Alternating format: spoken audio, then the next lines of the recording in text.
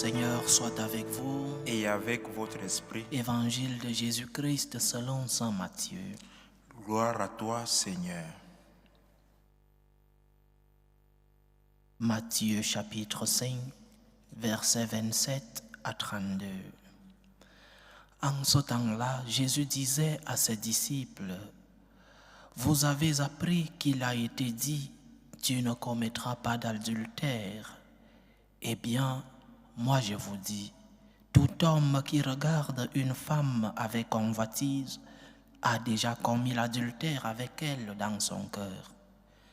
Si ton œil droit entraîne ta chute, arrache-le et jette-le loin de toi, car mieux vaut pour toi perdre un de tes membres que d'avoir ton corps tout entier jeté dans la géhenne.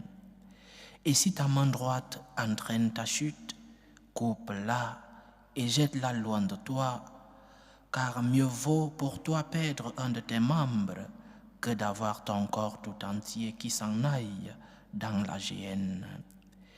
Il a été dit également, si quelqu'un renvoie sa femme, qu'il lui donne un acte de répudiation.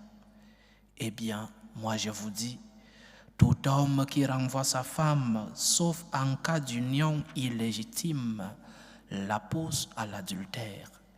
Et si quelqu'un épouse une femme renvoyée, il est adultère. Acclamons la parole de Dieu.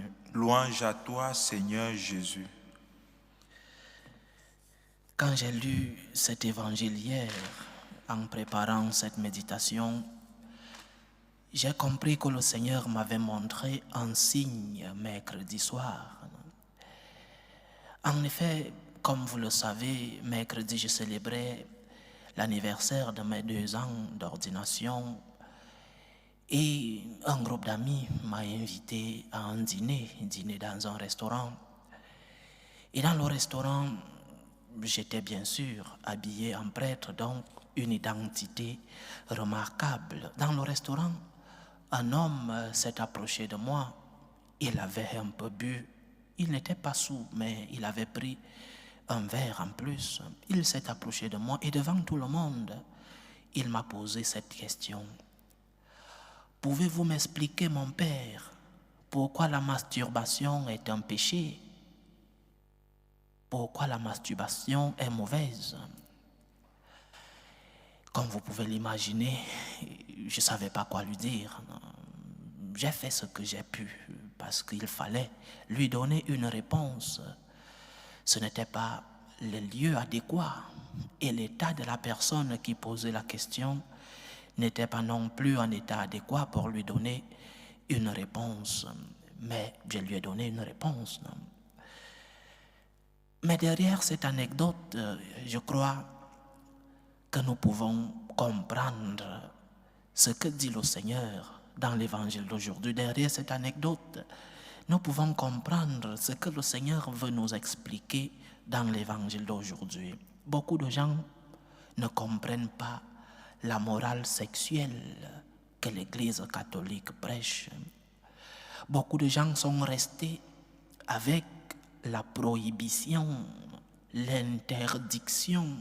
Ceci est interdit, ceci est mauvais. Et nous sommes restés dans la prohibition sans savoir pourquoi tel acte ou tel autre est interdit. Ces personnes pensent que l'Église catholique méprise la sexualité et l'interdit comme si c'était une mauvaise chose. Ils n'ont pas compris la doctrine de la morale sexuelle de notre Église, parce que la clé de la sexualité est dans la sponsalité. La clé de toute sexualité est dans la sponsalité. Cette sponsabilité à laquelle nous avons tous été créés, les mariés et les célibataires. Nous sommes tous appelés à vivre cette sponsalité, à comprendre que notre cœur est fait pour que nous prenions soin de lui. Notre cœur est la clé de toute sexualité, de tout amour. Lorsque nous considérons que la sexualité n'est qu'une interdiction, alors nous n'avons pas compris la morale sexuelle que prêche l'Église.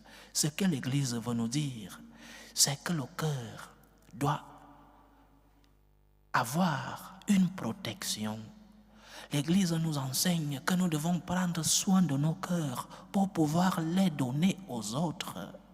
Comment vas-tu donner quelque chose à quelqu'un, quelque chose à laquelle tu ne prends pas soin? Comment vas-tu donner quelque chose à quelqu'un, cette chose dont tu ne protèges pas?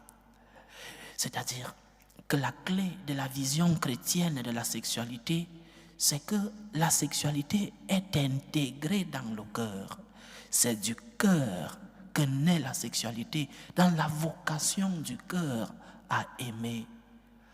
La sexualité est liée au cœur, non pas que le contraire. Ce n'est pas le cœur qui est lié à la sexualité, c'est la sexualité qui est liée à ton cœur. Beaucoup mettent leur cœur dans le sexe au lieu de mettre le sexe dans le cœur. C'est là l'erreur.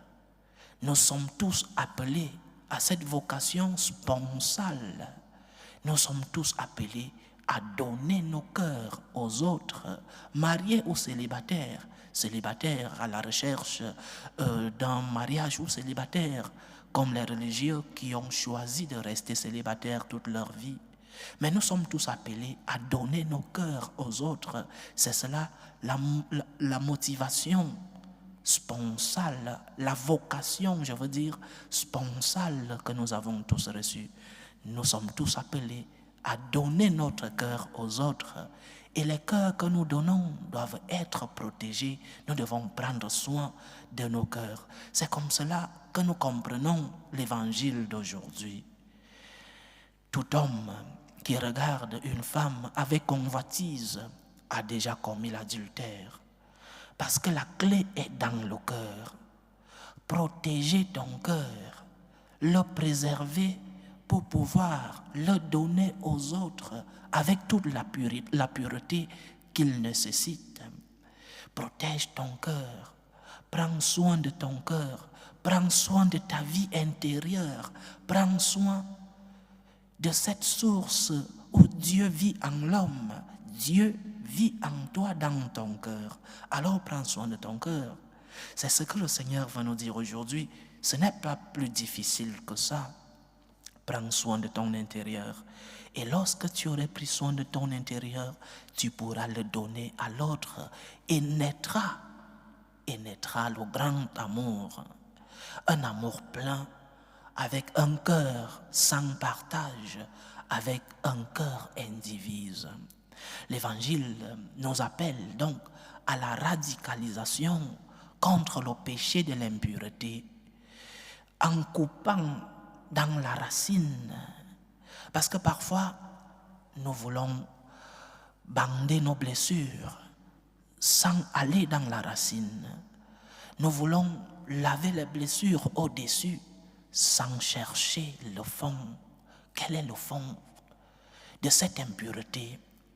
Nous savons tous les conditions, les moyens, les circonstances qui, lorsqu'elles se présentent, nous font plus vulnérables, nous font plus être à côté du péché. Alors, comme tu sais que dans telles circonstances, je suis plus ouvert à la tentation, éloigne-toi de cette circonstance. Comme tu sais que plus tu es isolé par exemple, ou alors plus, de nos jours les jeunes au téléphone, plus tu es au téléphone, tu es plus ouvert à la tentation, alors utilise moins le téléphone, ou alors ne t'isole pas, vis en communauté, parce que la communauté te protège aussi, ta famille qui est une communauté est aussi là pour te protéger. Purifie ton cœur, purifions nos cœurs, le péché, tous les péchés, mais en particulier le péché de l'impureté commence justement dans le cœur. L'Évangile nous le rappelle aujourd'hui, celui qui regarde avec un regard de convoitise, là une femme a commis le péché de l'adultère. Donc, purifie ton intérieur, protège ton cœur, Protège le lieu où le Seigneur vit dans toi, qui est ton cœur. Protège ton cœur. C'est en cela que tes actes qui sont extérieurs, parce que les actes qui sont extérieurs sont des conséquences de ce que nous vivons dans nos cœurs.